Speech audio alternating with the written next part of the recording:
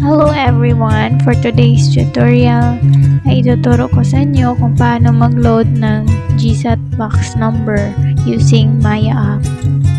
So let's start by opening Maya app. Tapos pupunta tayo sa load at hanapin ang entertainment.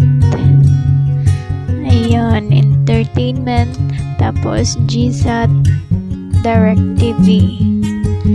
Choose the amount that you are going to load. So for this tutorial, I'm going to choose Gsat 200. It's about 47 channels and then radio channels valid for 30 days. In this area, lagay mo lang dito yung smart or talk and text mobile number mo.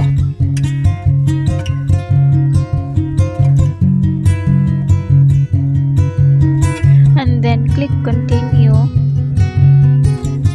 then continue ulit and pay now. Successful. So ngayon po ay tapos na tayong bumili ng pin. Kopyahin natin yung pin at pupunta tayo sa website. So for the website link, just check my description box. So if you're using your mobile phone like I do, dapat po ay naka-desktop site yung browser nyo po.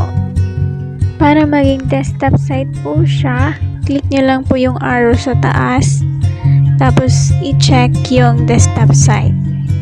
So in this area, dito natin ilagay si pen at yung box number. Tapos i-click yung I am not a robot at gagawin yung CAPTCHA.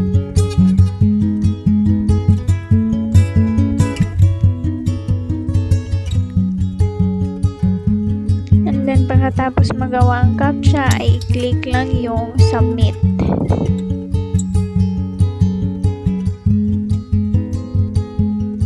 So ang sabi po dito, ang pen number ay loaded na to our box number.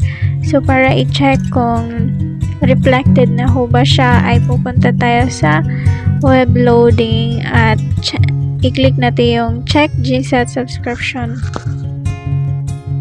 Type natin dito yung box number and copy the number CAPTCHA above. Tapos click submit. So dito nyo po makikita lahat ng subscription at dapat yung nasa pinaka-top ay yung date na po kung kailan kayo nag-subscribe. Yung ginawa nyong subscription ngayon. Kasi pag wala po siya, hindi siya nagre-reflect dyan, ibig sabihin ay hindi po successful yung ginawa niyong transaction at kailangan i-fix. So that's all for today. Sana po ay nakatulong sa inyo ang video na ito. For more videos like this, click like and subscribe. And hit the notification bell so that you will be updated on my next video. Thank you. Bye-bye.